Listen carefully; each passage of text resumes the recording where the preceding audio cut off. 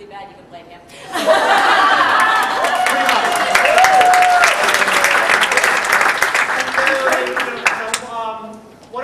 I'm going to talk a little bit about what you're going to see tonight, because it's probably very different than anything you may have seen before. What this performance is, it's a culmination of a week-long workshop I've been here leading in a technique that colloquially is called unrehearsed Shakespeare, or to use the very fancy academic term, first folio cue script technique. Unrehearsed Shakespeare is much more sexy.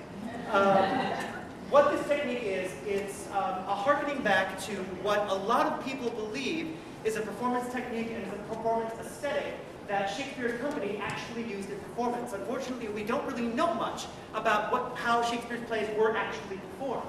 We know a few things, and what this is an extrapolation of those few things that we know. So again, it's not definitive by any stretch, but it's certainly as close an approximation as we can guess. So what you're seeing may be close to what was actually seen 400 years ago when this play was first done. The basis behind this technique is that Shakespeare's company would not have had time to rehearse a production the way that we rehearse a production, an extended, 3, 4, even 5-week rehearsal period, based on their performance schedule, based on lots of other technological issues. And so this theory goes, everything the actors needed to know about their relationship to the other characters, about when and where they move, about their emotional state, everything is written in the text. Absolutely everything is written in the text. It's a little Da Vinci Code thing. And this, not really, but this technique is a way to find those clues and physicalize them so that the use of a director or the use of somebody to tell everybody what to do was unnecessary. Now, there are a few things we actually do rehearse conventionally. Typically, we rehearse things that we would need to rehearse for safety and for clarity. Typically, fighting, songs or dances, if there's anything, any kind of complicated stage movement. But all of those things were staged 1 hour before the performance. Some of you came in and saw us still working on it. So all of those things have been staged very simply. They were only staged an hour before the performance. Right? So the other fun part of this technique is you will be seeing the actors carrying around these little scrolls, right? They're little Elizabethan teleprompters. Because the thing we do know about Shakespeare's time is that the actors did not receive a full copy of the play as they do today. That was very cost prohibitive, it was very time prohibitive. So all the actors got was a little scroll with their lines and the 4 syllables of their cue line. That is all the actors have. So consequently, that's all our actors have, is their lines and the 4 syllables preceding it. In a lot of cases, they don't know who their scene partner is. In some cases, they don't even know who's playing which part. Right. Now again, that's not necessarily something Shakespeare's company did, that's something we do for fun. But again, what you're going to be seeing is the very first time that this group of people are doing this play in this order, ever. Right? So there will be some very interesting discoveries, there will be some fun things made. Right? So again, that's what the cue scripts, the scrolls are for. Now, we do a couple of fail-safes in case anything happens to go awry, because that happens sometime with this technique. So we have a couple of fail-safes. We plastered all over the building, in the hallways, and back in the hall, and backstage, we have little charts that we call plats. And a plat is basically a chart of the act and scene, and all of the entrances and exits in that scene. So an actor can figure out where we are in the sequence of events, as well as how soon until their next entrance, so we can gaze about where things are. The other fail-safe, and it's a very, very important fail-safe, is our friend Deb, sitting right here. Deb is acting as our prompter. Yes. It is a very, very, very important job. Deb is the only person in the room that has the full copy of the text. Exactly. And it will be Deb's job to make sure that everything keeps going and goes smoothly. Because once the play starts, it will not stop. And I'm going to talk a little bit more about that in a second. But it's going to be Deb's job so that if there's a pause on stage, more than about 3 or 4 seconds, that's not a physical bit or waiting for all the audience to laugh, which we hope you do, then it will be Deb's job to then start saying the next line in case an actor has lost their place. And then once that actor picks up on their line, Deb will stop. And then if after about a line or two of dialogue, that actor still has not picked up on their text, it will be Deb's job to stand up and start playing that part until the actor picks it up, at which point Deb will sit down.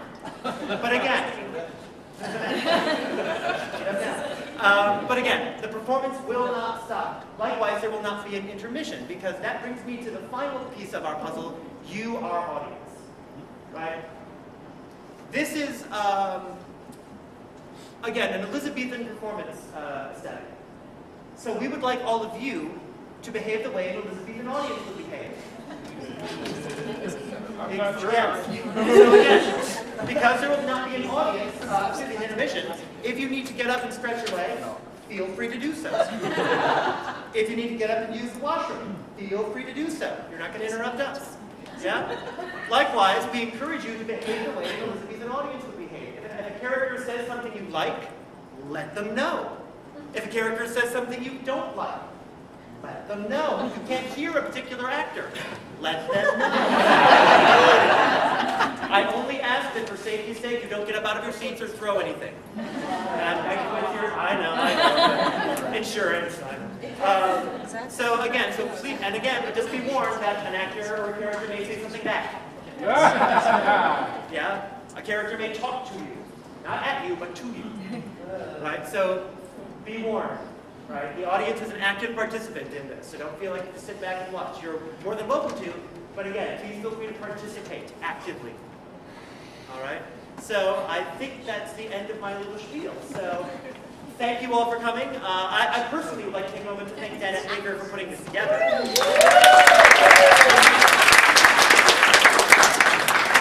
So, ladies and gentlemen, without any further ado, please sit back, relax, and enjoy the Comedy of Errors Unrehearsed. To procure my fall, and by that doom of death, end woes and all. Merchant of Syracuse, plead no more.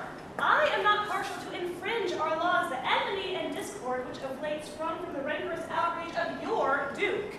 To merchants, our well-dealing countrymen, who wanting guilders to redeem their lives, have sealed his rigorous statutes with their bloods.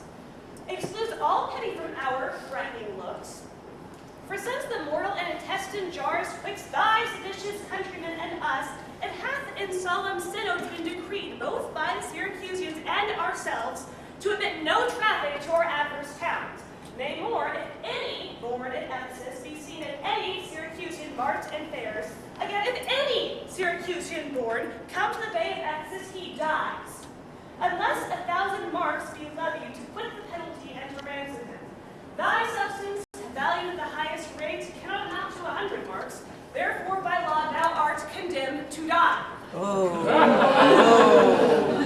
Yet this my comfort when your words are done, my woes end likewise with the evening sun. Well, Syracusans, say in brief the cause why thou departest from thy native home, and for what cause thou came to Ephesus. A heavier task could not have been imposed than I to speak my griefs unspeakable. Yet that my griefs, my world may witness that my end was wrought by nature and not by vile offense. I'll utter what my sorrow gives me leave. In Syracuse was I born, and wed unto a woman happy but for me and by me. Had not our hap been bad, with her I lived in joy. Our wealth increased by prosperous voyages that I often made to Epidamium, till my factor's death, and he great care of goods at random left, drew me from my kind embracements of my spouse, from whom my absence had not been 6 months old before herself, almost fainting under the pleasing punishment that women bear, had made provision for her following me. And soon and safe arrived where I was. There had she not been long, but she became a joyful mother of 2 goodly sons. And which was strange, the one so like the other as could not be distinguished but by names.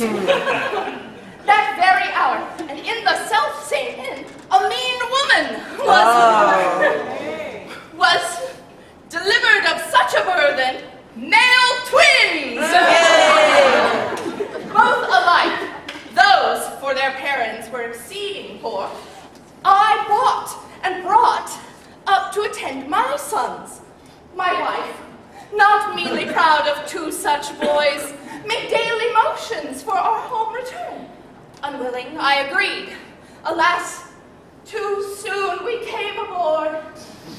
A league from Epidemium we had sailed, before the always window-baying deep gave any tragic instance of our harm. But longer did we not retain much hope, for what obscured light in the heavens did grant, did but convey unto our fearful minds a doubtful warrant of immediate death, which, though myself would gladly have embraced, yet the incessant weeping, weeping before them, for what she saw must come, and the piteous plainings of the poor babes that mourned for fashion, ignorant what to fear, yes, forced me to seek delays for them and me, and this it was, for other means was none. The sailors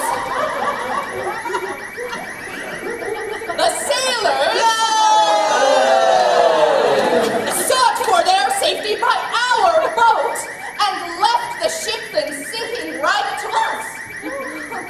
My wife, more careful of the latter born, had fastened him into a small spare mast, such as seafaring men provide for storms.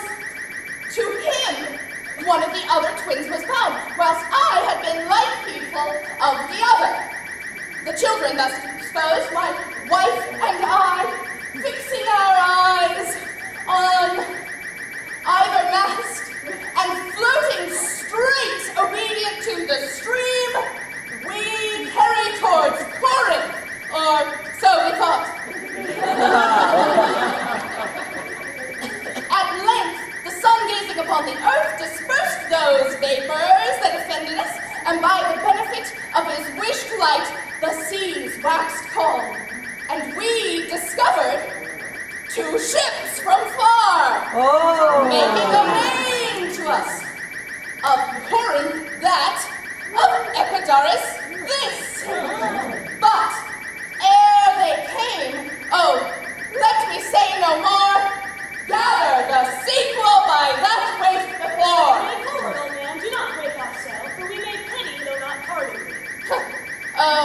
Had the gods done so, I had not now worthily turned the merciless to us, for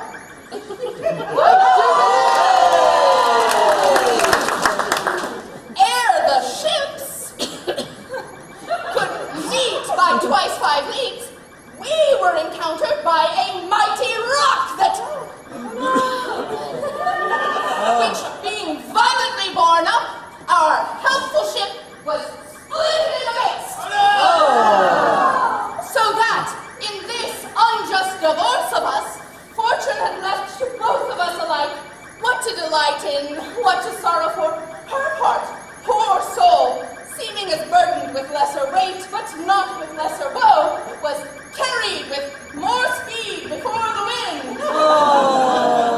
And in our sight, they 3 were taken up by fishermen of Corinth, as we thought, and at length another ship had seized on us. And knowing whom it was their hap to save, gave healthful welcome to their shipwrecked guests, and would have reft the fishers of their prey, had not their back been very slow of sail, and therefore homeward did they bend their course. Thus have you heard me served from my bliss, that by misfortunes was my life prolonged to tell sad stories of my own mishaps. For the sake of them thou sorrowest for, do me the favor to dilate it full. What hath befallen of them, and they till now?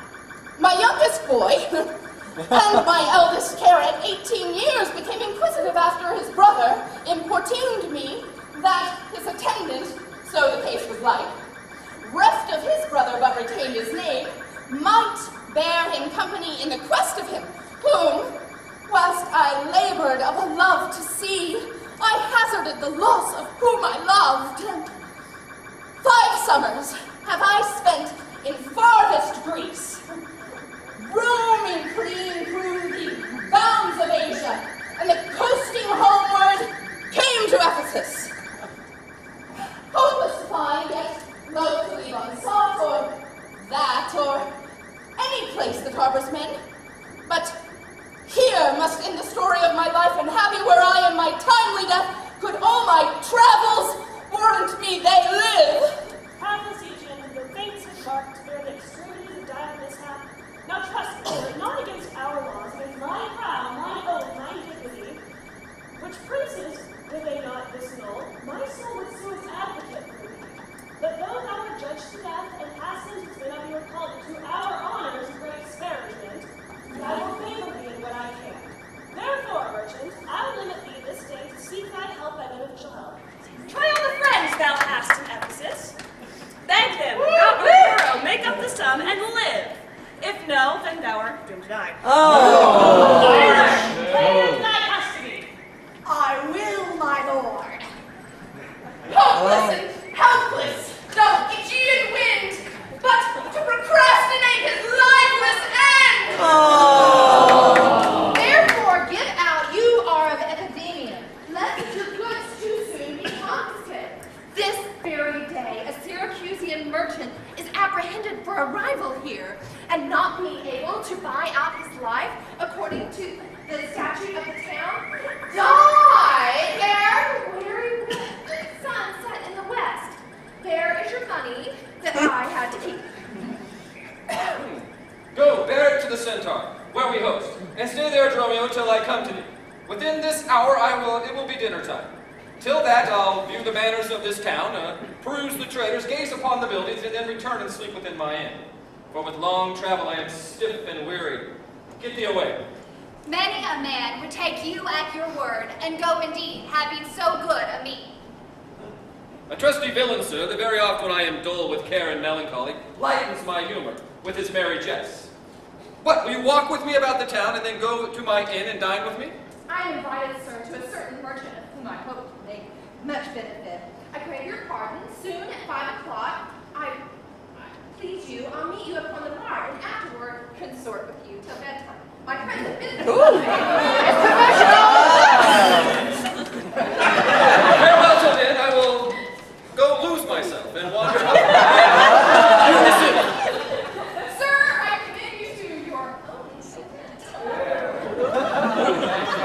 He that commends me to my own content commends me to a thing I cannot get. Surprise! I to the world am like a drop of water, that in the ocean seeks another drop, who falling there to find his fellow forth, unseen, inquisitive, confounds himself.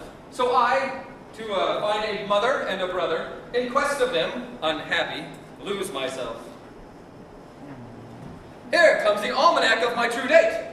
What how chance thou art returned so soon? Return so soon, rather approach too late. The capon burns, the pig falls from the spit, the clock hath struck in 12 upon the bell. My mistress made it 1 upon my cheek. So hot because the meat is cold. The meat is cold because you come not home. You come not home because you have no stomach. You have no stomach, having broke your fast, and we that know what 'tis to fast and pray are penitent for your default today.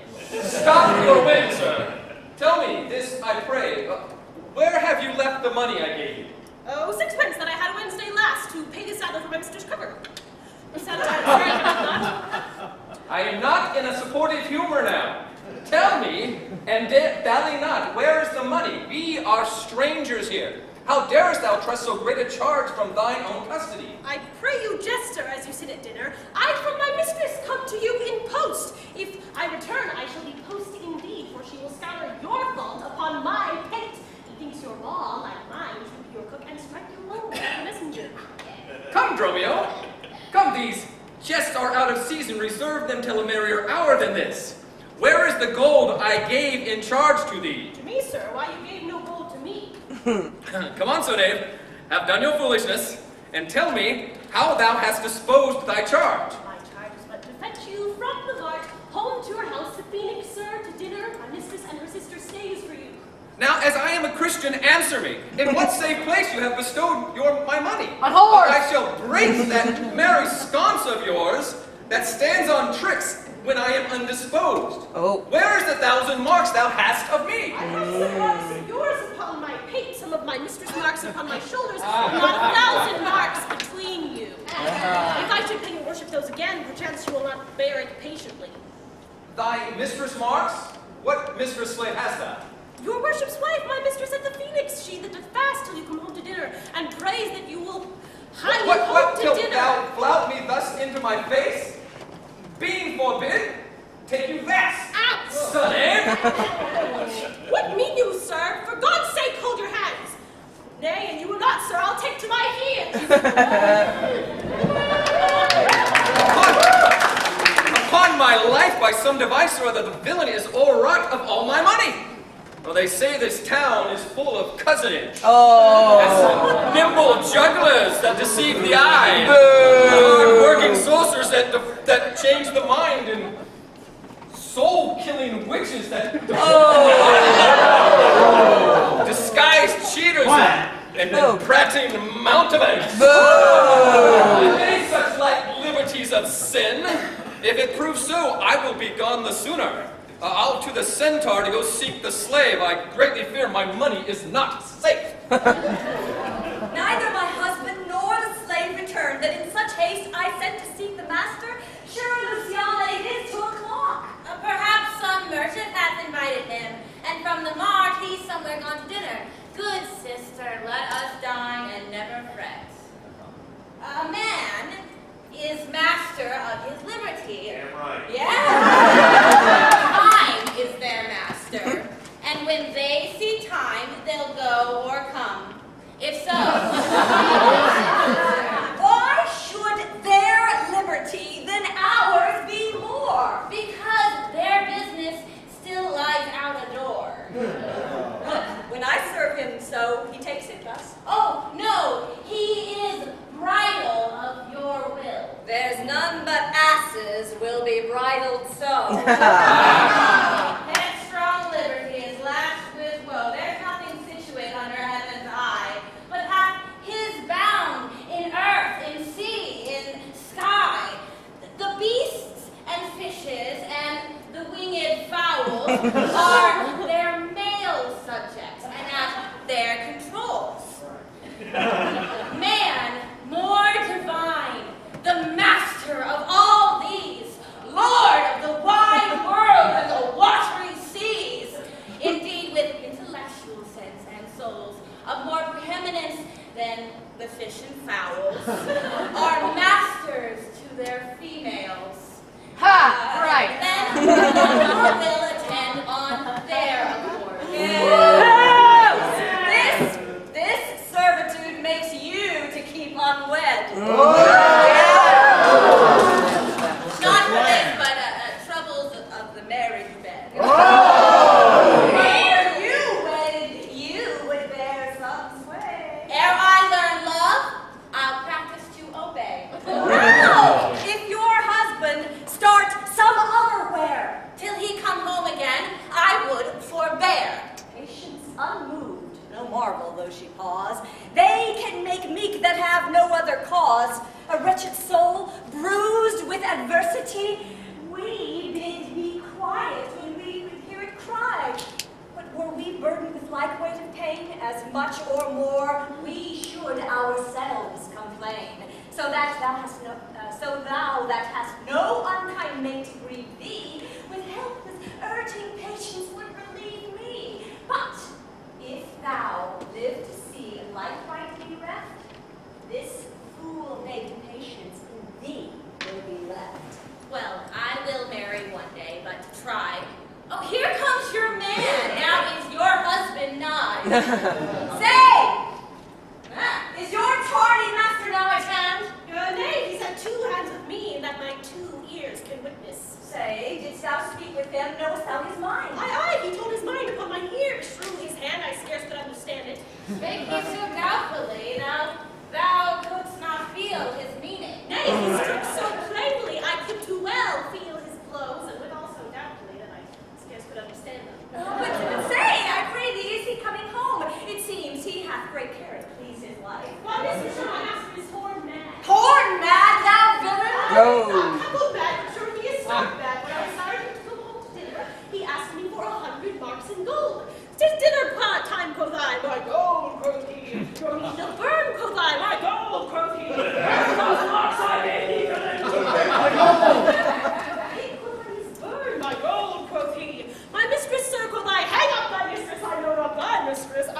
mistress.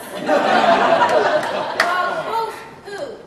Quoth my master, I know quoth he no house, no life, no mistress, so that my errands due unto my tongue, I thank him. I bear home upon my shoulders, for in conclusion he did beat me there. Go back again, thou slave, and fetch him home. Go back again and be new beaten home. For God's sake, send some other messenger. Back, slave, or I will break thy pate across. And he will blessy cross with other beating. Hence, freighting peasant, fetch thy master home. Am I so wrong with you as you with me, that like a football you do spurn me thus, you spurn me hence, and you will spurn me hither. If I last in this service, you must case me in leather. Why, how impatient lowereth in your face. His company must do his minion's grace, whilst I at home starve for a merry look. Hath only age the alluring beauty took from my poor cheek? Then hath he wasted it. Are my discourses dull, barren my wit? If voluble and sharp discourse be marred, unkindness blunts it more than marble hard. Do their gay vestments his affections bait? It's not my fault. He's master of my state. Things are in me that can be found by him not ruined. Then is he the ground of my defeatures, my decayed fare, a sunny look of his would soon repair. But too unruly dear, he breaks the pale and feeds from home, for I am but his stale. Self-harming jealousy, fine, beat it hence. Unfeeling fools can with such wrongs dispense. I know his eye doth homage otherwhere, or else where lets it, but he would be here. Sister, you know he promised me a chain. With that alone a love he would detain, so he would keep fair quarter with his bed. I see the jewel enamored will lose his beauty, that gold bide still, that others touch. And often touching will, where gold and no man that hath a name, by falsehood and corruption doth it shame. Since that my beauty cannot please his eye, I'll weep what's left away, and weeping die. Oh. How many fond fools serve mad jealousy?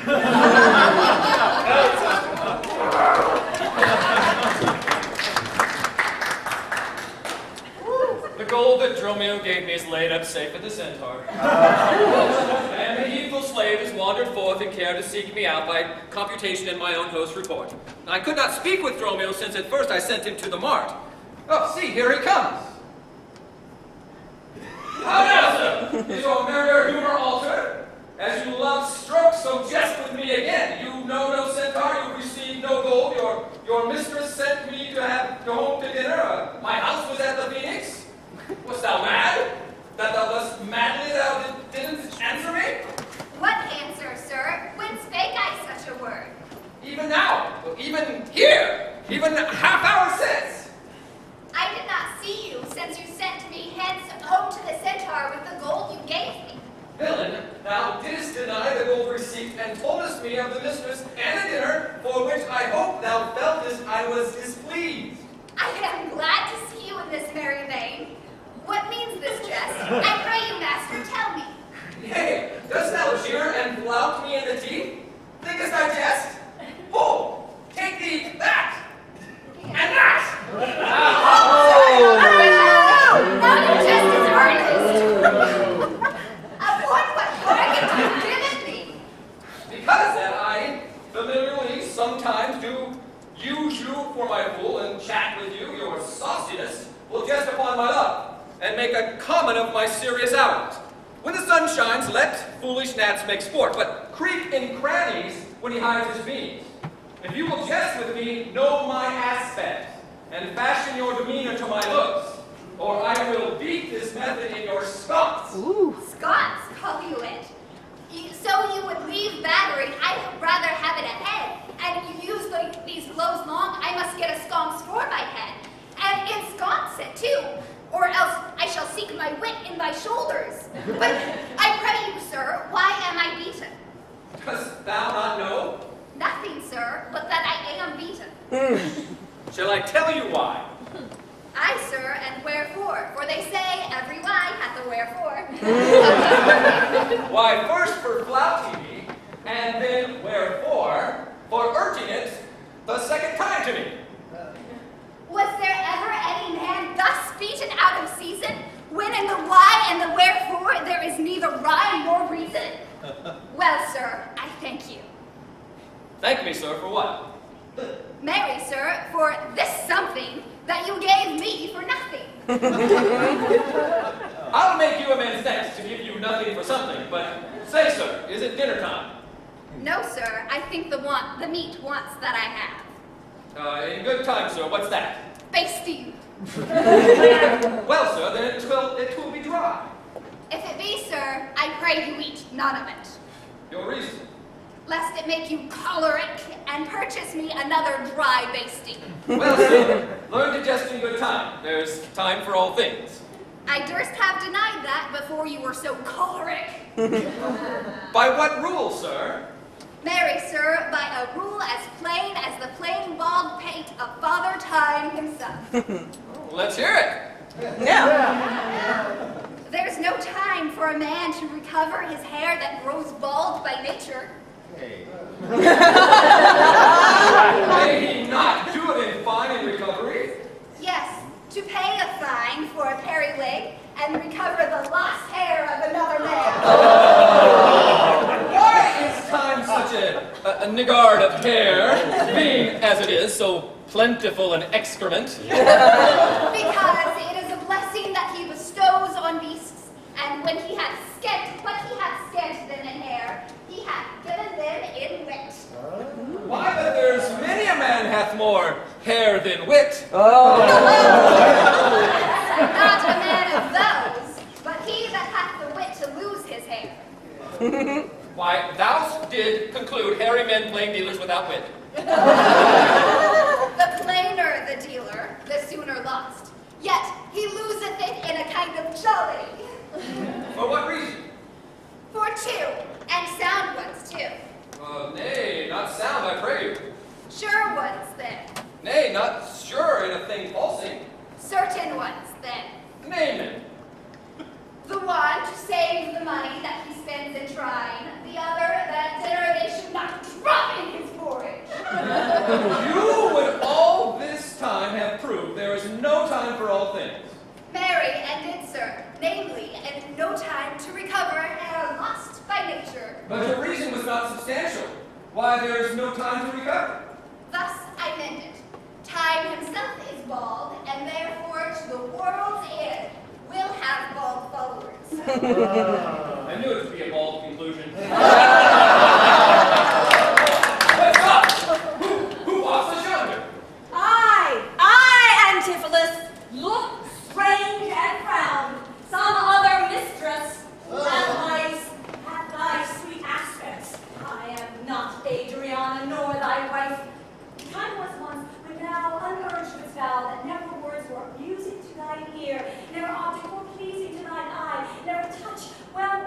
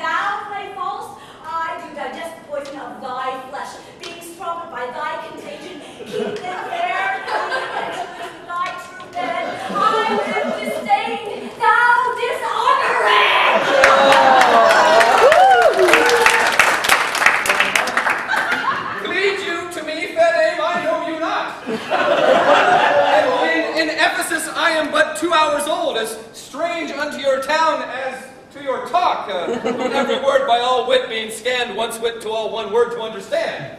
Fie, brother, how the world has changed with you. When would you want to use my sister thus? She sent for you by Romeo home to dinner. By Dromio? By me? By thee! And this thou didst return from him, that he did buffet thee, and that his blows denied my house, and he for his wife. Did you converse, sir, with this gentlewoman, which is the course and drift of your compact? Aye, sir. I never saw her till this time. Villain, thou liest. For even her very words thou did deliver to me on the mark. I never spake with her in all my life. Well, how can she thus then call us by her names unless by inspiration? How ill it agrees with your gravity to counterfeit thus grossly with your slave, abetting him to thwart me in my mood. Be it my wrong, you are from the exempt, but wrong not that wrong with more contempt. Come, I will fasten on the sleeve of thine. Thou art an elm, my husband, I of thine, whose weakness compared to thy stranger state makes me with thy strength to communicate. If aught possess thee from me, it is dross, usurping ivy, briar, or idle moss, who all for want of pruning with intrusion.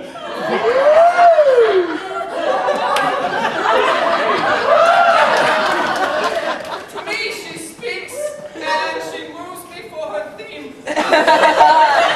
Was I married to her in a dream? Or sleep I now and think I hear all this? So whatever drives our eyes and ears amiss, until I know this uncertainty, I'll entertain the free fallacy. I think thou art in the middle, and so am I.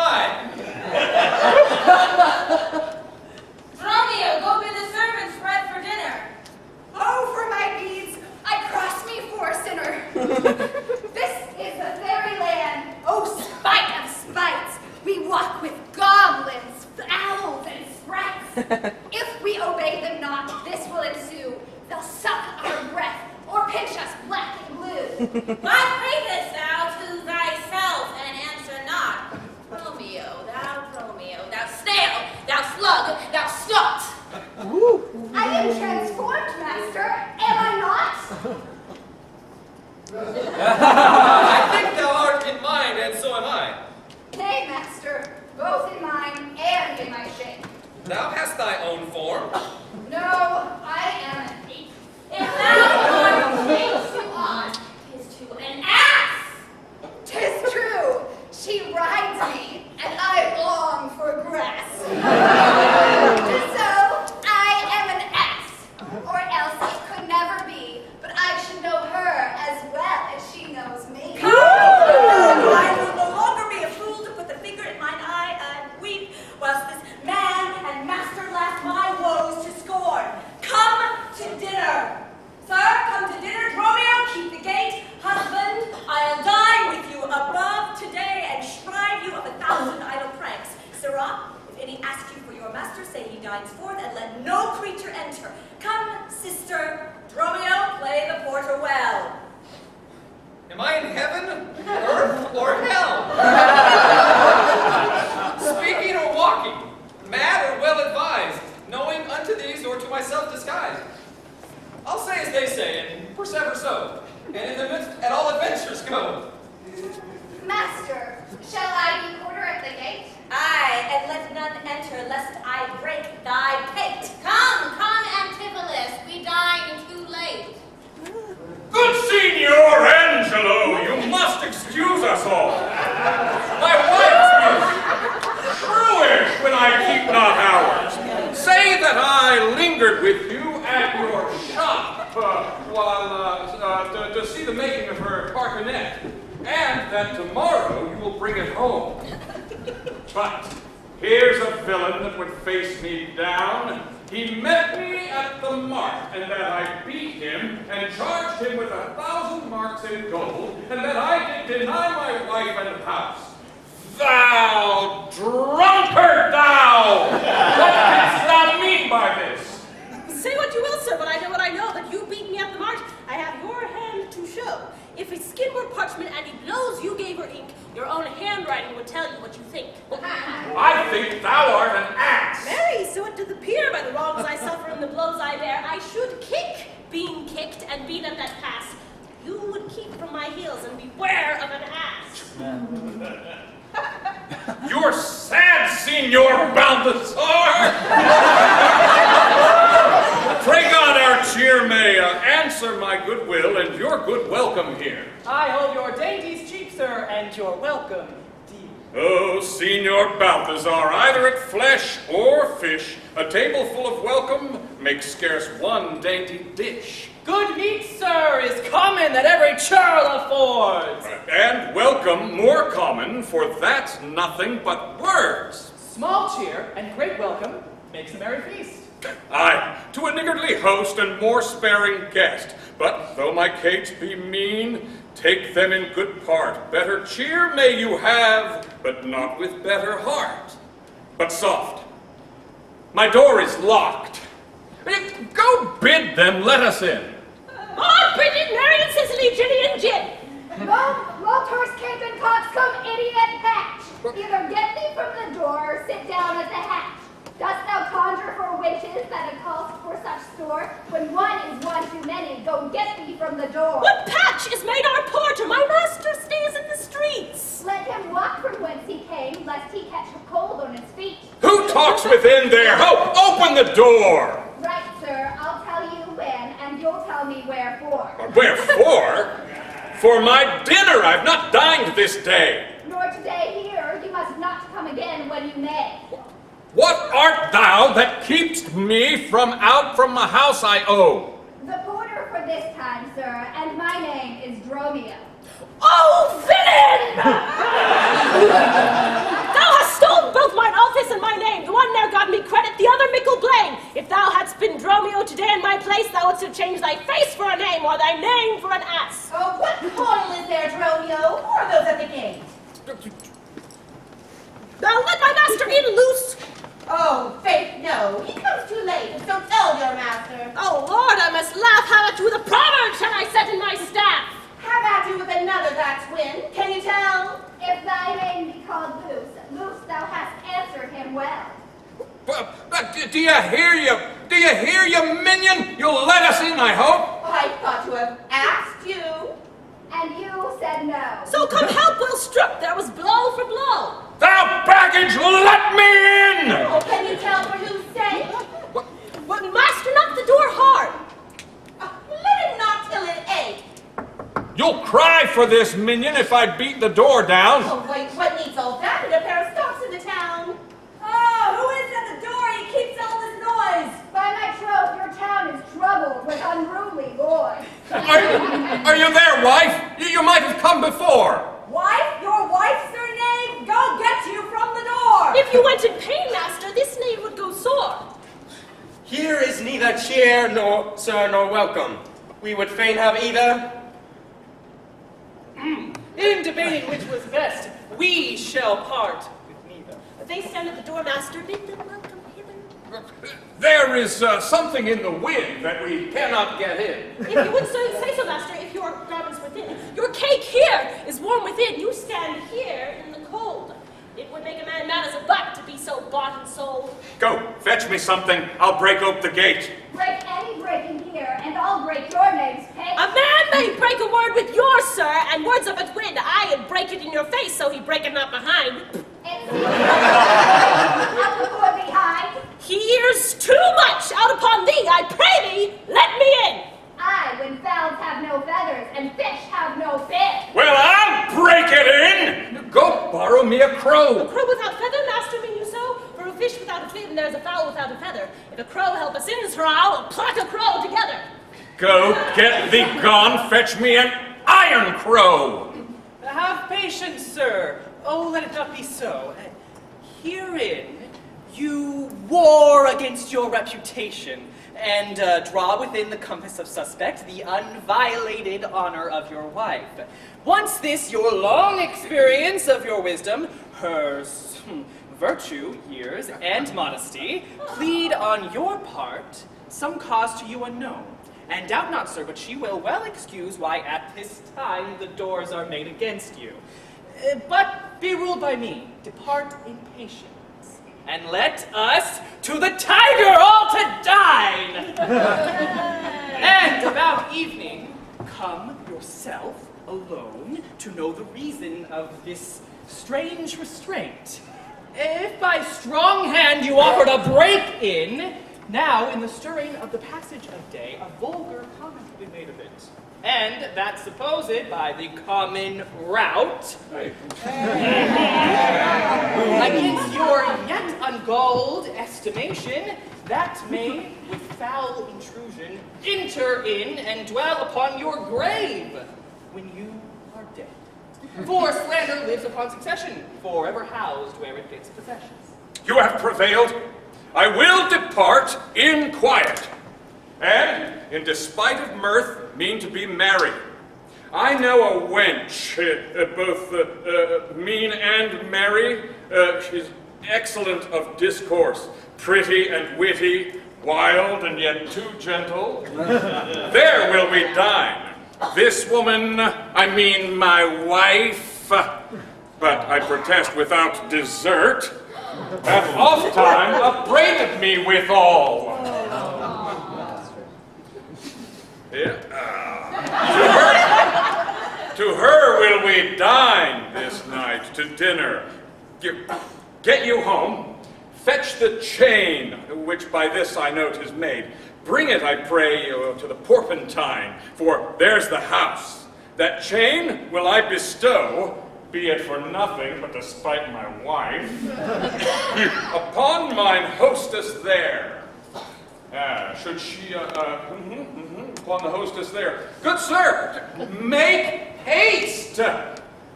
Since mine own doors refuse to entertain me, I'll knock elsewhere. Disdain me.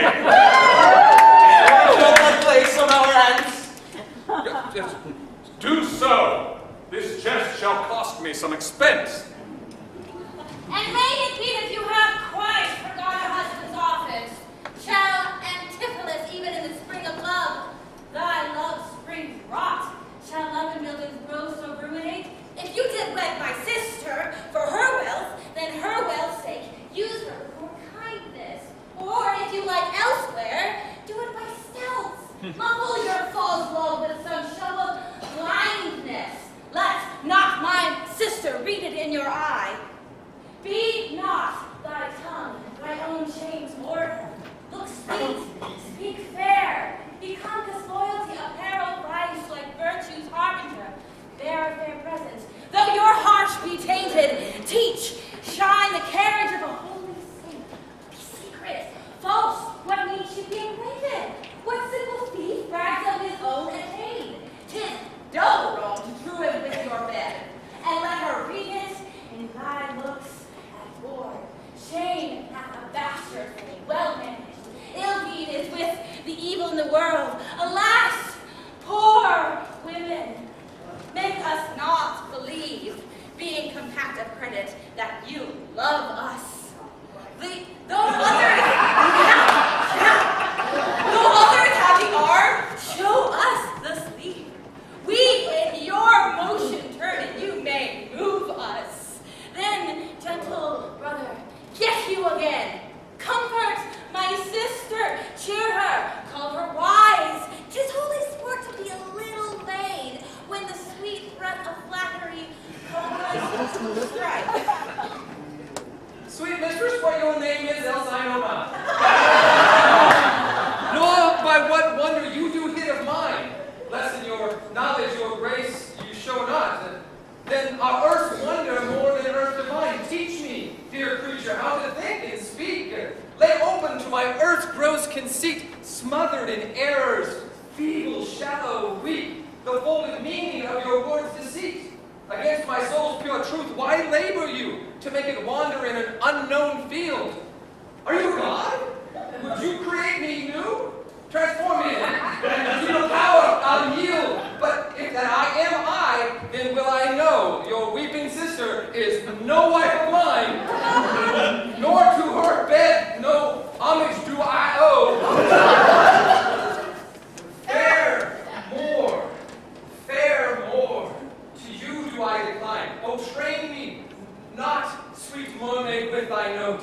to drown me in thy sister's flood of tears. Sing siren for thyself. And I will dote, spread over the silver waves the golden hairs. As a bud, I will take thee and there lie, and in that glorious supposition drink. He gains by death that such means to die. Let love being light be drowned if she sink. What, are you mad that you like it so? Oh, not mad, but mated. How? I do not know. It is a fault that springeth from your eye. For gazing on your beams fair sunbeam by. Gaze when you should, and that will clear your sight. As good as wink, sweet love, as look on one night. Why call you me love? Call my sister so. Thy sister's sister. That's my sister. No, 'tis thyself. My own sweet self's better part, my eye's clearer eye, my dear heart's dearer heart, my food, my fortune, my sweet hope's aim, my soul, earth's heaven, and my heaven's claim. All this my sister is, or else should be. Call thyself sister sweet, for I am thee. Thee will I love, and with thee lead my life. Thou hast no husband yet, and nor I no wife. Give me thy hand. Sir, hold you still. I'll fetch my sister to get her goodwill.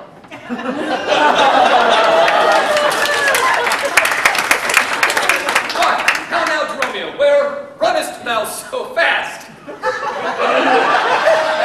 you know me, sir? Am I Dromio? Am I your man?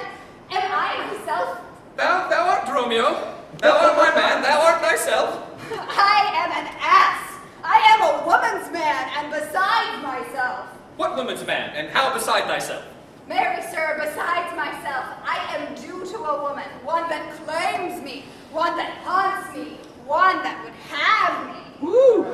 What claims lays she to thee? Marry, sir, such a claim as you would lay to your horse, and she would have me as a beast. Not that I, being a beast, she would have me, but that she, being a very beastly creature, lays claim to me. Oh!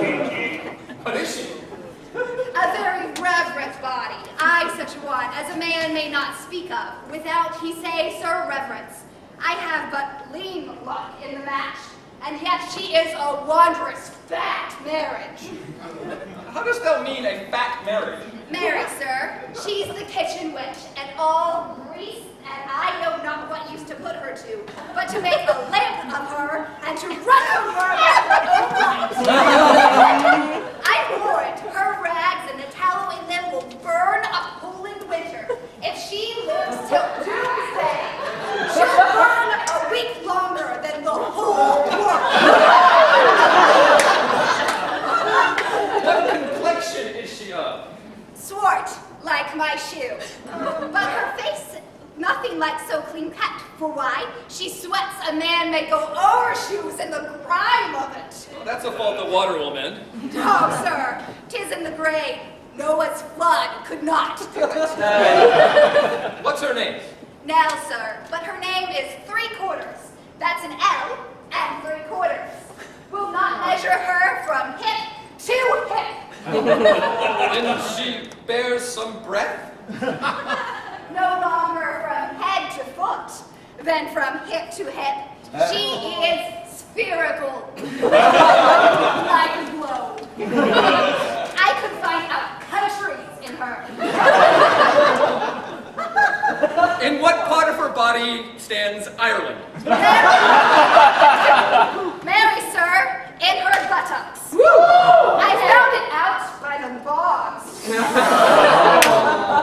Where's Scotland? I found it out by the Baroness, hard in the palm of the hand. Where's France? In her forehead, armed and reverted, making war against her hand. Where England? I looked for the chalk cliffs, but I could find no whiteness in them. But I guess it's in her chin by the salt room that ran between France and it. Where's Spain? Faith, I saw it not, but I felt it hot in her breath. Where America, the Indies? Oh, sir, upon her nose all o'er embellished with rubies, carbuncles, declining their rich aspect to the hot breath of Spain, who set whole armados of carrots to be belliced at her nose. Where stood Belgium, the Netherlands? Oh, sir, I did not look so low. To conclude this drudge, her diviner laid claim to me, called me Romeo, swore I was assured to her, told me what privy marks I had about me, as the mark of my shoulder, the mole on my neck, the wart on my left arm, that I, amazed, ran from her as a witch. And I think if my breast had not been made of faith and my heart of steel, she had transformed me into a curdled dog and made me turn the wheel. Go hide thee presently, post to the road, and in the wind blow away from the shore. I will not harbor in this town tonight. If any bark put forth, come to the mart, where I will walk till thou returns to me. If everyone knows us, and we know none, 'tis time I think to drudge pack and be gone. As from a bear, a man would run for life, so fly I from her that would be my wife. There are none but witches do inhabit here. Therefore 'tis high time that I repent. She that doth call me husband, even my soul doth for a wife abhor. But her fair sister, protests with such a gentle sovereign grace, of such enchanting presence and discourse, hath almost made me traitor to myself. But least myself being guilty of self-wrong, I'll stop mine ears against the mermaid's song. Master Antipholus. That's my name. I know it well, sir. Oh, here's the chain. I felt to obtain you at the Porpentine. The chain unfinished made me stay thus long. What is you will that I shall do with this? What please you, sir, I have made it for you. Made it for me, sir. I bespoke it not. Not once, nor twice, but 20 times you have. Go home with it and please your wife withal, and soon at supper time I'll visit you, and then receive my money for the chain. I pray you, sir, receive the money now. I fear you will never receive chain nor money more. You are a merry man, sir. Fare you well. What should I think of this? I cannot tell.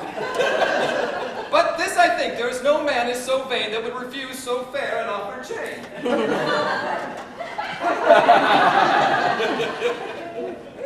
I see a man here needs not live by ships when in the streets he meets such golden gifts. Out to the mark, and there for Dromio stay. If any ship put out, then straight away. You know, sir, since Pentecost the sum is due, and since I have not much importuned you, now had I not, but that I am bound to Persia, and want guilders for my voyage. Therefore make present satisfaction, or I'll tax you by this officer. This officer. Just the sum that I do owe to you is going to me by Antipholus, and in the instant I met with you, he had of me a chain at 5 o'clock. I shall receive the money for the same. Please, if you walk with me down to his house, I will discharge my bounds, and thank you too. The labor may you save. See where he comes. While I go to the goldsmith's house, go thou and buy a rope's end. That I will bestow upon my wife and their confederates for locking me out of my doors by day. But soft, I see the goldsmith. Get thee gone. Buy thou a rope and bring it home to me. I buy £1,000 a year, I buy a rope. A man's well hope up that trusts to you. I promised your presence and the chain, and but neither came. But our goldsmith, and neither came to me. Belike you thought our love would last too long if it were chained together, and therefore came not. Saving your merry humor, here's the note. How much your chain weighs to the utmost carat, the finesse of the gold and chargeful fashion, which doth amount to 3 odd ducats more, then I stand indebted to this gentleman. I pray you see him presently discharged, for he's bound to sea and stays but for it. I'm not furnished with the present money. Besides, I have some business business in the town, good signor. Take the stranger to my house, and with you take the chain and bid my wife disperse the sum on the receipt thereof. Perchance I will be there as soon as you. Then you will bring the chain to her yourself. No, bear it with you, lest I come not in time enough. Well, sir, I will. Have you the chain about you? And if I have not, sir, I hope you have, or else you may return without your money. Nay, come, I pray you, sir, give me that chain. Both wind and tide stays for this gentleman, and I to blame have held him here too long. Good Lord, you use this dalliance to excuse your breach of promise to the Porpentine. I should have chid you for not bringing it, but like a shrew, you first begin to brawl. The hour steals on. I pray you, sir, dispatch. You hear how he importunes me. The chain! Why give it to my wife and fetch your money? Come, you know I gave it to you even now. Either send the chain or send me by some token. Fine, now you run this humor out of breath. Come, where's the chain? I pray you, let me see it. My business cannot brook this dalliance. Good sir, say whether you'll answer me or no. If not, I'll leave you to this officer. I answer you? What should I answer you? The money that you owe me for the chain. I owe you none till I receive the chain. You know I gave it to you half an hour since. You gave me none! You wrong me much to say so! You wrong me more, sir, in denying it. Consider how it stands upon my credit. Well, officer, arrest him. At my suit. I do. I charge you in the Duke's name to obey me. This touches me in reputation. Either consent to pay this sum for me, or I attach you by this officer. Consent to pay thee that I never had. Arrest me, foolish fellow, if thou darest. Here is thy fee. Arrest him, officer. I will not spare my brother in this case if he should scorn me so apparently. I do arrest you, sir, here in the suit. I do obey thee, till I give thee bail, but sirrah, you shall buy this sport as dear as all the metal in your shop will answer. Sir, I shall have law in Ephesus to your notorious shame. I doubt it not. Master, there's a bark of epidemium that stays till her owner comes aboard, and then, sir, she bears away. Our frottage, sir, I have conveyed aboard, and I have brought the oil, the balsamum, the aqua vitae. The ship is in her trim. The wind merry blows fair from the land. They stay not for all, but for their owner, master, and yourself. How now, a madman? Why, thou peevish sheep! What ship of Epidemian stays for me? A ship you sent me to hire waftage. Thou drunken slave! I sent thee for a rope and told thee to that purpose, and to what end? You sent me for ropes, and as soon as you sent me to the bay, sir, for a bark. I will debate this matter at more leisure, and teach your ears to list me with more heed. To Adriana, villain, hide thee straight. Give her this key, and tell her in the desk that's covered o'er with Turkish tapestry, there's a purse of ducats. Let her, oh dear God, let her send it. Let her send it. Tell her I am arrested in the street, and that shall bail me.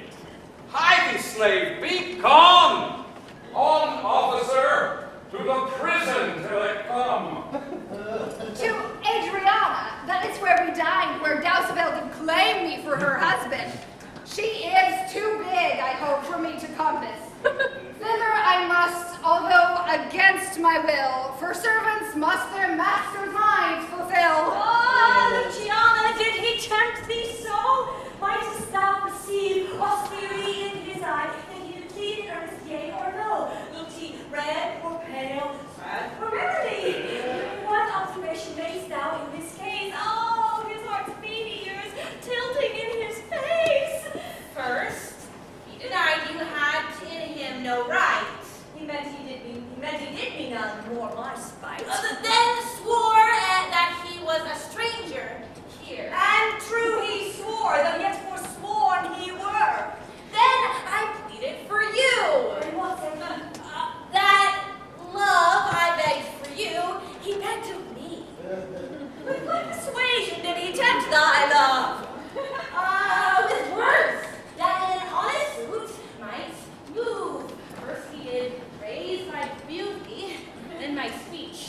speak him fair. Patience, legacy. I cannot, nor I will not hold me still. My tongue, though not my heart, shall have his will. He is deformed, crooked, old, sear, ill-faced, worse-bodied, shapeless everywhere, vicious, ungentle, foolish, blunt, unkind, stigmatical in making, worse in mind. Who would be jealous then of such a one? No evil lost and wailed. But I think him better than I say, and yet would herein others' eyes were worse. Far from her nest the lapwing cries away. My heart prays for him, though my tongue do curse.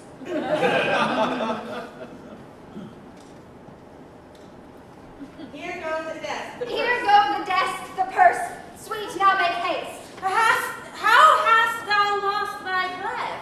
By running fast. Where is thy master, Dromio? Is he well? No, he's in Tartar's limbo, worse than hell. A devil in an everlasting garment hath him, on whose hard heart is buttoned up with steel. A fiend, a fairy, pitiless and rough. A wolf, nay worse, a fellow all in buff.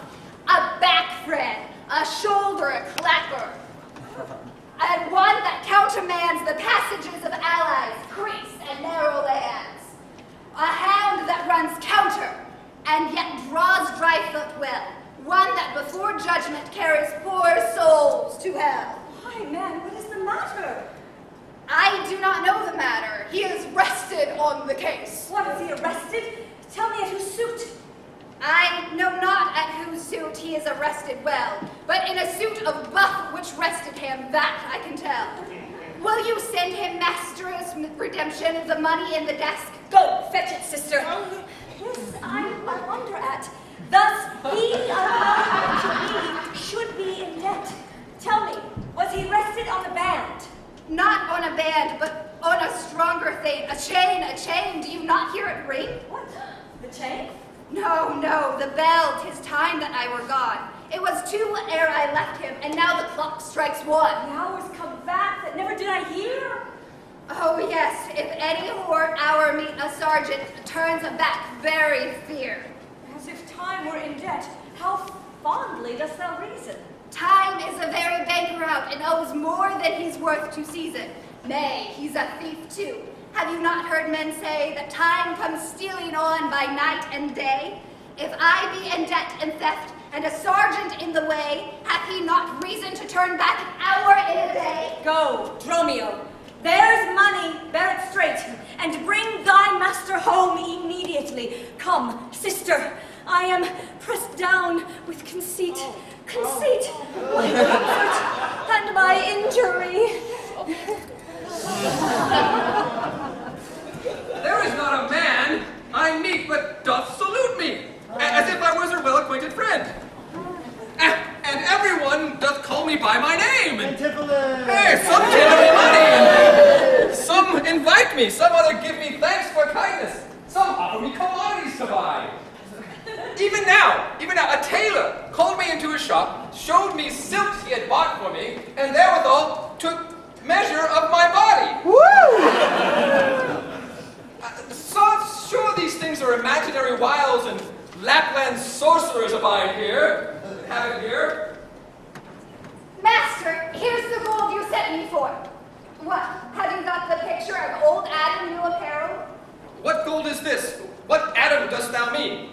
Not that Adam that kept the paradise, but that Adam that keeps the prison. He goes in the calf's skin and was killed for the prodigal. He that came behind you, sir, like an evil angel, and bid you forsake your liberty. I understand thee not. No? Why, 'tis a plain case. He that went like a base vial in a case of leather. The man, sir, that when gentlemen are tired, gives them a sob and rests them, sir, and takes pity on decayed men, and gives them suits of durance, that he sets up his rest, and to give more exploits with his mace than a Moor's pike. What thou meanest an officer? I, sir, the sergeant of the band, he that brings any man to answer it, that breaks his band, one that thinks a man always going to bed and says, God give you good rest. Well, sir, there rest your foolery. Is there any ships put forth tonight? May we be gone? Why, sir, I brought you word an hour since that the bark of the expedition put forth tonight, and then you were hindered by the sergeant to tarry for the hoy delay. Here are the angels that you sent for to deliver you. This fellow is distracted, so am I. And here we wander in illusion. Some blessed power deliver us from hence.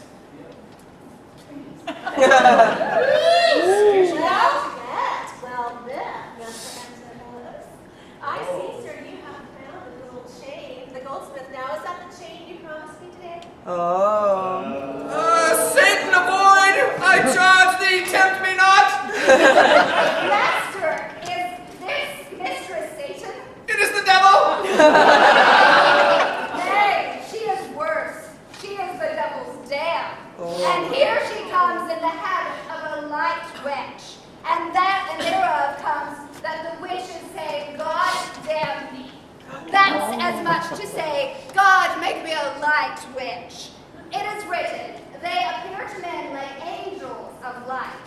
Light is an effect of fire, and fire will burn. Ergo, light witches will burn. Come not near her. Your man and you are marvelous merry, sir. Will you go with me? We'll bid our dinner here. Master, if you expect spoon meat or bespeak a long spoon. Why, Dromio? Mary, he must have a long spoon that must eat with the devil. Avoid thee, friend fiend. Why tellest thou me of supping? Thou art, as you are all a sorceress. I conjure thee, be gone! Give me the ring of mine you had at dinner, or for my diamond, the chain you promised me, and I'll be gone, sir, and trouble you not. Some devils ask but for the parings of one's nail, a rush, a hair, a drop of blood, a pin, a nut, a cherry stone. But she, more courteous, would have a chain. Master, be wise. If you give it her, the devil will shake her chain and fright us with it. I pray you, sir, my ring, or else the chain. I hope you do not mean to cheat me, sir. Avent, thou witch! Come, Dromio, let us go. Fly pride, says the peacock, mistress that you know. Oh. Now, out of doubt, Antipholus is mad. Else would he never so demean himself. And for the a ring he hath of mine worth 40 ducats, and for the same he promised me a chain. But one and other he denies me now. The reason I gather he is mad, besides this present instance of rage, is the mad tale he told today at dinner of his own doors being shut against his interests. Belike his wife acquainted with his fits, on purpose shut the doors against his way. My way is now to hie home to his house and tell his wife that being lunatic, he rushed into my house and took perforce my ring away. This course I finished choose, for 40 ducats is too much to lose. Good girl!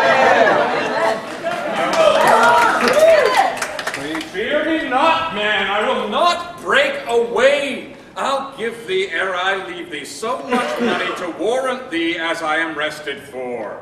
My wife is in a wayward mood today, and will not likely trust the messenger that I should be attached in Ephesus. I tell you, 'twill sound harshly in her ears.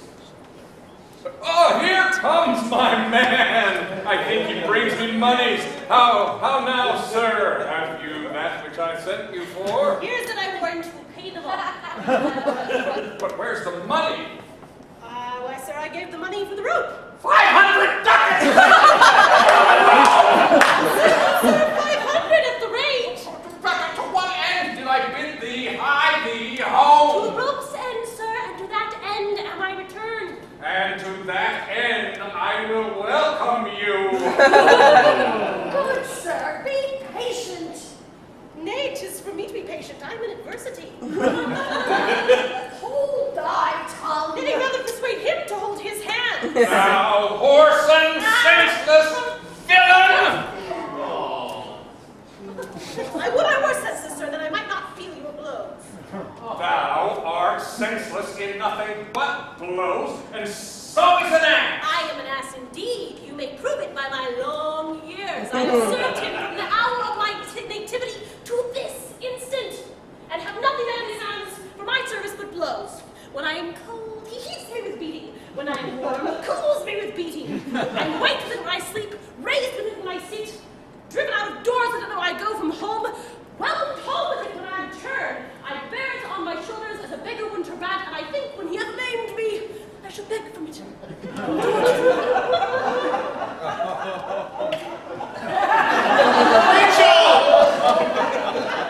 I have begged from it door to door. Come, go along, my wife is coming yonder. Mistress, respect your end, or rather, like the parrot, the prophecy of the parrot, where hopes end. Wilt thou still talk?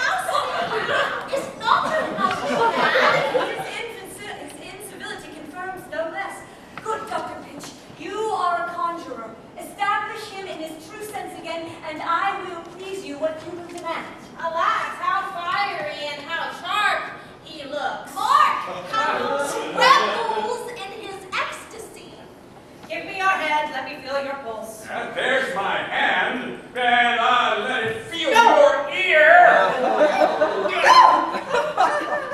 I charge thee, Satan, warehouse within this man, to yield possession to my holy prayers, and to thy state of darkness hide thee straight. I conjure thee all the saints in heaven. Peace, doting wizard, please, I'm not mad. Oh, that thou wert not poor distressed soul. You minion, you! Are these your customers? Did this companion with the saffron face? Did this companion with the saffron face reveal and revel and feast at my house today? Whilst upon me the guilty doors were shut, and I denied to enter in my house. Oh, husband, God doth know you dined at home. Where would you have remained until this time, free from these slanders and this open shame? Dine at home! Thou villain, what sayest thou? Sooth to say, you did not dine at home. Were not my doors locked up, and I shut out? And your doors were locked, and you shut out. And did not she herself revile me there? Sans fable, she herself reviled you there. Did not her kitchen maid rail, taunt, and scorn me? Certes she did, the kitchen vestal scorned you. And did I, in a rage, depart from In thence? verity you did, my God's best witness, since the help bear. Of his reign. Is good suited in these contraries? It is no shame the fellow finds his bane, and yielding to him humors wells his frenzy. Thou hast suborned the goldsmith to arrest me. Alas, I sent you money to redeem you. My Romeo here, who came in haste for it. Money by me, heart and goodwill you might, but surely master not a rag of money. Wentest not thou to her for a purse of ducats? He came to me and I delivered it. And I am witness with her that she did. I'll make a bear me witness that I was sent for nothing but a rope. Mistress, both man and master is possessed. I know it by their pale and deadly looks. They must be bound and hot laid in some dark room. Say, wherefore didst thou lock me forth today? And why didst thou deny the bag of gold? I did not, gentle husband, lock thee forth. Gentle master, I received no gold, but I confess, sir, that ye were locked out. Dissembling valor, that villain thou speaks false in this. Dissembling harlot, thou art false in all, and art confederate with a damned pack to make a loathsome, abject scorn of me. But with these nails I'll pluck out these false eyes that would behold in me this shameful Oh, mind him, let him not come near me! Lord, help me, the fiend is strong within. What? Will you murder me? Thou jailer, thou! I'm thy prisoner! Wilt thou suffer me to make a rescue? Masters, let him go. He is my prisoner, and you shall not have him. Don't mind this man, For he is frantic too. Oh, what wilt thou do, thou peevish officer? What hast thou delighted to see a wretched man do outrage and displeasure to himself? He is my prisoner. If I let him go, the debt he owes will be required of me. I will discharge thee ere I go from thee. Bear me forthwith into his creditor, and knowing how the debt grows, I will pay it. Good master doctor, see him safe conveyed home to my house. Oh, most unhappy day! Oh, most unhappy strumpet!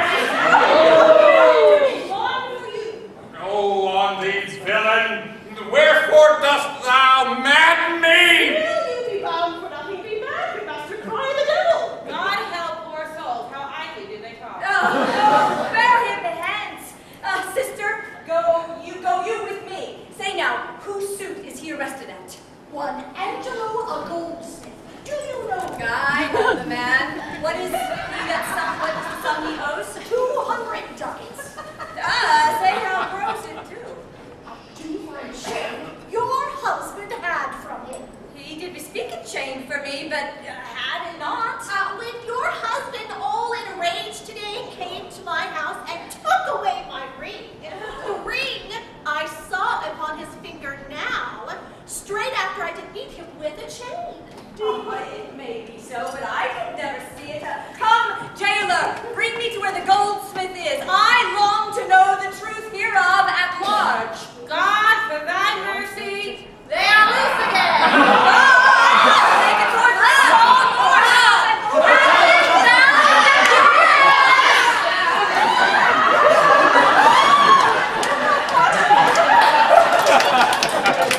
I see these witches are afraid of swords. She that would be your wife ran from you. Come to the centaur. Fetch our stuff. Hence. I long that we are safe and sound aboard. Faith, stay here this night.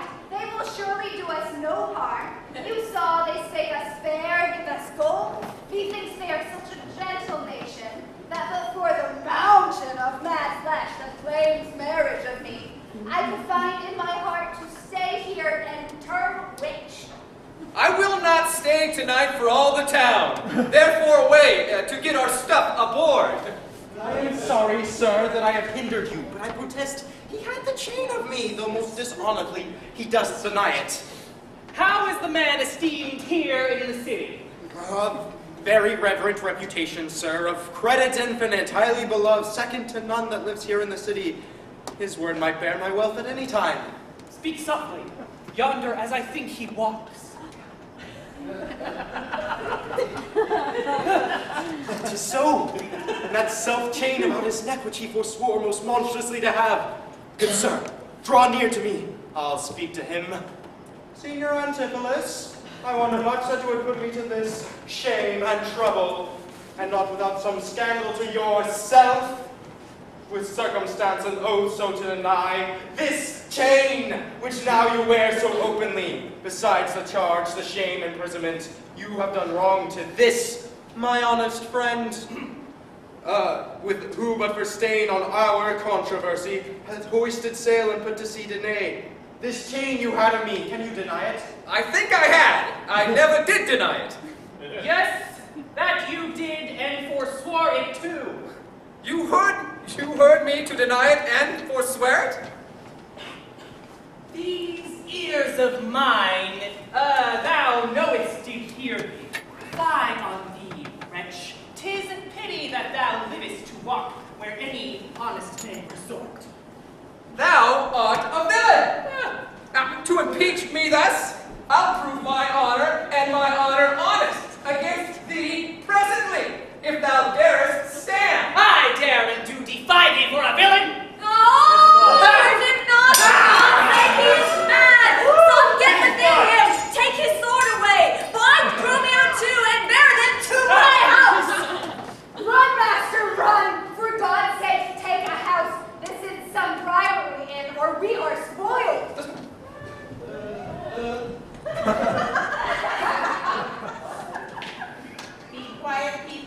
wherefore throng you hither? Ah, to fetch my poor distracted husband hence. Let us come in, that we may bind him fast and bear him home for his recovery. I knew he was not in his perfect wits. I am sorry now that I did draw on him. How long hath his possession held the man? This week he hath been heavy, sour, sad, and much different from the man he was, but till this afternoon his passion ne'er brake into extremity of rage. Hath he not lost much wealth by rapid sea, buried some dear friend? Hath he else his eyes strayed his affection and unlawful love? A sin prevailing much in youthful men, who give their eyes the liberty of gazing. Which of these sorrows is he subject to? To none of these, except to be the last, namely that some love drew him oft from home. You should have, for that, reprehended him. Why, I did so. But not enough. As roughly as my modesty would let me. Happily, in private. And in assemblies, too. But not enough. It was the copy of our conference. In bed, he slept not for my urging. At board, he fed not for my urging it. Alone, it was the subject of my theme. In company, I oft glanced at it. Still did I tell him it was wild and bad. And thereof came it that the man was mad. The venom, the clamors of a jealous woman. Poisons more deadly than a mad dog's tooth. It seems his sleeps were hindered by thy railing, and there becomes it that his head is light. Thou seest his meat is sauce with thy radiance. Unquiet meals make all ill digestions thereof. The raging fire of fever breath, and that's the fever. But a fit of madness. Thou sayest his sports were hindered by thy brawls? Sweet recreation, bard, what doth ensure but moody and dull melancholy gazing, grim and comfortless despair, and apprehensions a huge infectious troop of pale distemperatures and foes to life, in food, in sport, in life-preserving rest, to be disturbed would be man or beast. The consequences then of thy jealous fits have scared thy husband from the use of wits. She never reprehended him, but mildly. But he keeps himself rough, rude, and wily. Why bear you these rebukes and answer not? She did betray me to my own reproof. Good people, enter and lay hold on me. No, not a creature enters my house. Then let your servants bring my husband forth. Neither. He took this place for sanctuary, and it shall privilege him from your hands till I have brought him to his wits again, or loose my labor in saying it. I will attend my husband, be his nurse, diet his sickness, for it is my office, and will have no other attorney but myself, and therefore let me have him home with me. Be patient, for I will not let him stir till I have us use the approved means I have, with wholesome syrups and drums and holy prayers to make of him a formal man again. It is a branch and parcel of mine oath, and a charitable duty of mine word. Oh, therefore depart and leave him here with me. I will not hence leave my husband here. It ill doth beseem your holiness to separate the husband and the wife. Be quiet and depart. Thou shalt not have him. Complain unto the Duke of his indignity. Oh, come, go. I will fall prostrate at his feet and never rise until my tears and prayers have won his grace to come in person hither and take perforce my husband from the abyss. By this, I think the dial points at 5. Anon, I'm sure the Duke himself in person comes this way to the melancholy vale, the place of death and sorry execution, behind the ditches of this abbey. Upon what cause? To see a reverend Syracusian merchant who put unluckily into this bay against the laws and statutes of this town, beheaded publicly for his offense. See where they come, we will behold his death. Kneel to the Duke before he pass the alley. You kneel to the Duke. Yet once again, proclaim it publicly, if any friend him. He shall not die, so much we tender him. Justice, most sacred Duke, against the abbess! She is a virtuous and reverend lady. It cannot be that she hath done me wrong. Oh, may it please your grace, Antipholus, my husband, who I made lord of me and all I had, at your important letters this ill day, a most outrageous fit of madness took him. That desperately he hurried through the street, with him his bondman, all as mad as he, be doing displeasure to the citizens by rushing into their houses, bearing thence rings, jewels, and things his rage did like. Once did I get him bound and send him home, whilst to take order for the wrongs I went, and here and there that had the ground of him, and with him his mad attendant and himself, each one with ireful push and drawn swords, met us again, and madly bent on us, and chased us away, till, rising more aid, we came, and to bind them, and they fled away, to this abbey, whither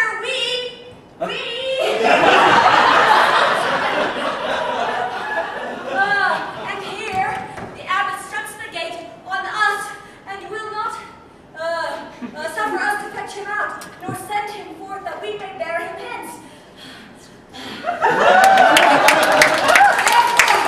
Most gracious Duke, with thy command, let him be brought forth and borne home hence for help. What is that? Heard me in my wars, and I to thee engaged a prince's word when thou didst make him master of thy bed, to do him all the grace and good I could. Go, some of you, knock at the abbey gate, and bid the lady abbess have to be. I will determine this before I serve. Oh, mistress! Mistress! Shift and save yourself! My master and his men are now broke loose between beating the maids a row and bound the doctor, whose beard they had singed off with brands of fire, and ever as it blazed, they threw on him great pails of puddled mire to quench the hair. My master breathed his patience to him, and while his man with scissors nicks him like a fool, and sure, unless you send some present help between them, they will kill the conjurer! Peace, fool, thy master and his man are here. And that's false that thou dost report to us. Mistress, upon my life, I tell you true, I have not breathed almost since I did see it. He cries for you, and vows if he can take you to scorch your face and disfigure you. Hark, hark, I hear him, mistress. Fly, be gone! Come, stand by me, fear nothing. Guard the halberds. On me. It is my husband witness you, that he is born about and witness you that he is born about invisible. Even now, we housed him in the abbey, here. He's there, past thought of all human reason. Justice, most gracious Duke! Oh, grant me justice! Even for the service that long since I did thee. Bless the fear of death that When make me I doubt. bestrid thee in the wars and took deep scars to save thy life, even for the blood that then I lost for thee, now grant me justice. Unless the fear of death doth make me doubt, I see my son Antipholus and Dromio. Justice, sweet prince, against you woman there. She, whom thou gavest me to be my wife, that hath abused and dishonored me, even in the strength and height of injury, beyond imagination is the wrong that she this day shameless hath thrown on me. Discover how, and thou shalt find me just. This day, great Duke, she shut the doors upon me, while she with harlots feasted in my house. The grievous fault, say, woman, didst thou? No, good my lord, myself, he and my sister, today did dine together, so befall my soul, and this were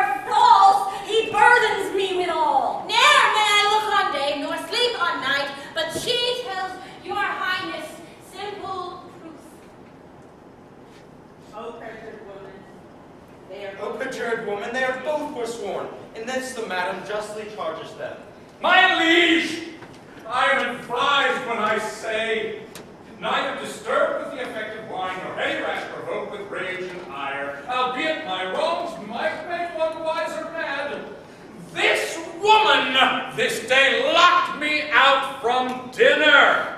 That goldsmith there, that goldsmith there, were he not packed with her, could witness it. For he was with me then, who parted with me to go fetch a chain, promising to bring it to the Porpentine, where Balthazar and I did dine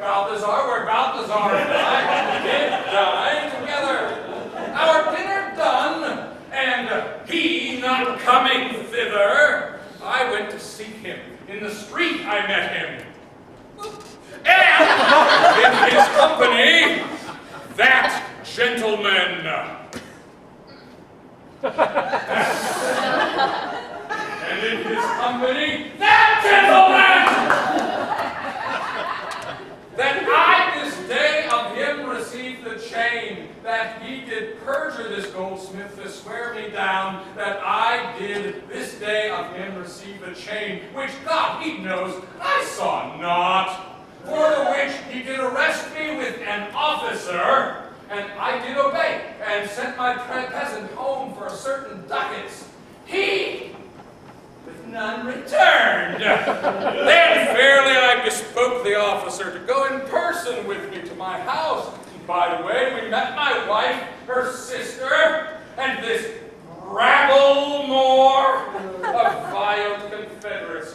Along with them they brought one Pinch, a hungry, lean-faced villain, a mere anatomy, a mountebank, a threadbare juggler, and a fortune-teller, a needy, hollow-eyed, sharp-looking wretch, a living dead man.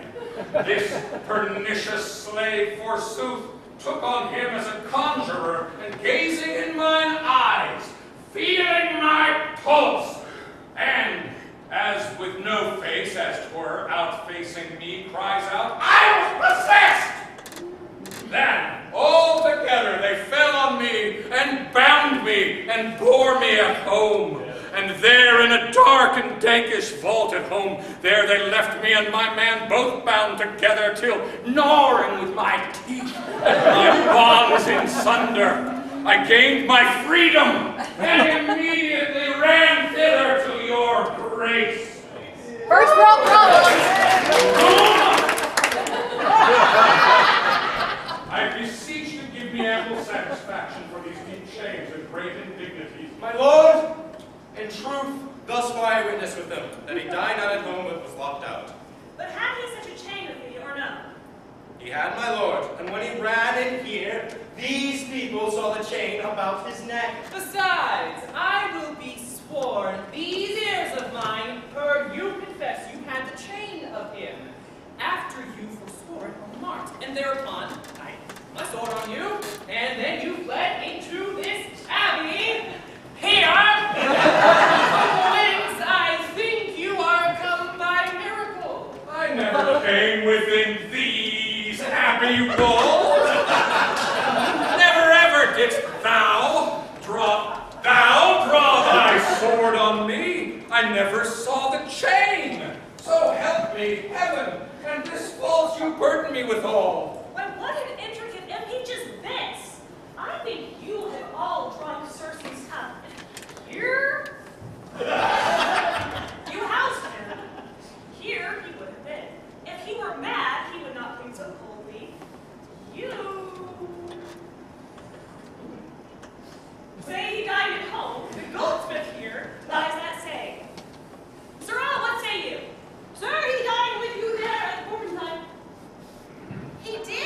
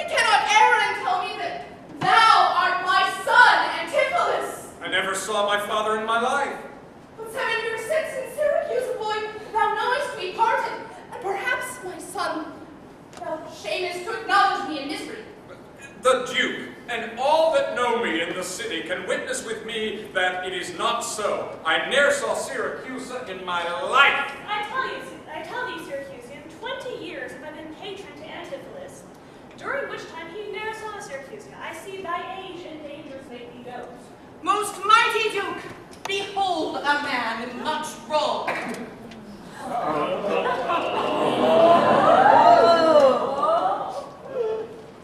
see two husbands, or mine eyes deceive me. One of these men is genius to the other, and so of these, which is the spirit? Who deciphers them? I, Sir Andromio, command him away. I, Sir Andromio, pray let me sing. Asium, art thou not, or else his ghost? Oh, my old master, who hath bound him here? Whoever bound him, I will loose his bonds and gain a husband by his liberty. All right, thou beest the man that hast a wife once called Amelia. Thou bore thee at the birth of two fair sons. Oh, thou beest the same Aegeon. Speak and speak unto the same Amelia. Why, here begins his morning story right. These two Antipholus, these two so alike, and these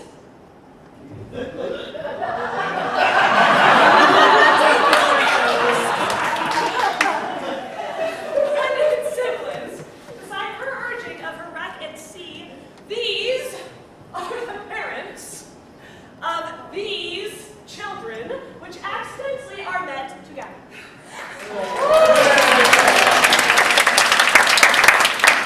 If I dream not, thou art Amelia. If thou art she, tell me, where is that son that floated with thee on the fatal raft? Oh, by men of the Epidemium. He and I, and the twin Dromio, all were taken up. But by and by, rude fishermen of Corinth, and by force took Dromio and my son from them. And me they left with those of Epidemium. And then, what became of them, I cannot tell. I to this fortune that you see me in.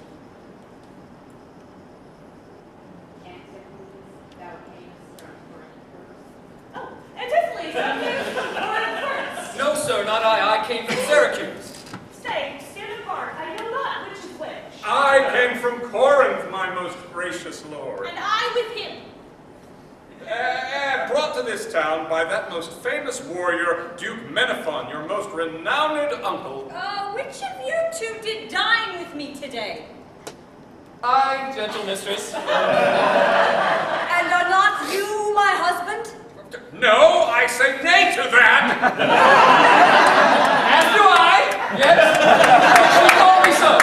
And this fair gentlewoman here, sister, did call me brother. What I told you then, I hope you shall have leisure to make good, if this be not a dream and I see and hear. That is the chain, sir, which you had of me. I think it be, sir, I deny it not. And you, sir, for this chain arrested me.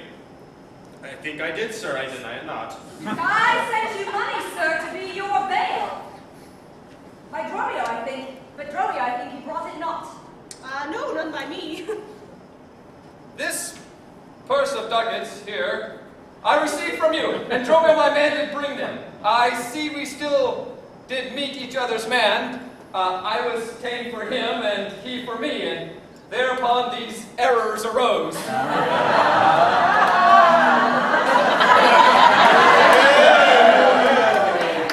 These ducats pawn I for my father here.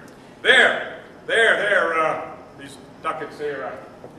These ducats here I pawn for my father here. Here, take it, and much thanks for thy good cheer.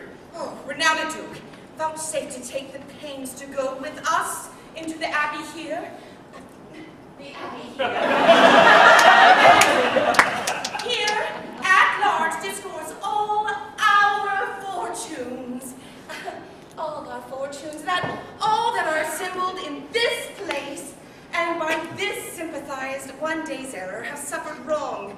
Go, keep us company, and we shall make full satisfaction. 33 years have I gone in travel of you, my sons, and till this present hour, my heavy burdens are delivered. Oh, the Duke, my husband, my children both, and you, the calendars of their nativity. Oh, go to God's feast and go with me, and so long grieve such nativity. With all my heart, I'll gossip at this feast. Master, shall I fetch your stuff from shipboard? Dromio, what stuff of mine hast thou embarked? Your goods that lay at host, sir. He speaks to me. I am your master, Dromio. Come, go with us. We'll look to that anon. Embrace thy brother. There, rejoice with him. There was that friend at your master's house that kitchened me for you today. She shall now be my sister, not my wife. Methinks you are my glass and not my brother. I see by you I am a sweet-faced youth. Will you walk in to see their gossiping? Not I, sir. You are my elder. That's a question. How shall we try it? We'll draw cuts for the senior till then. Till then,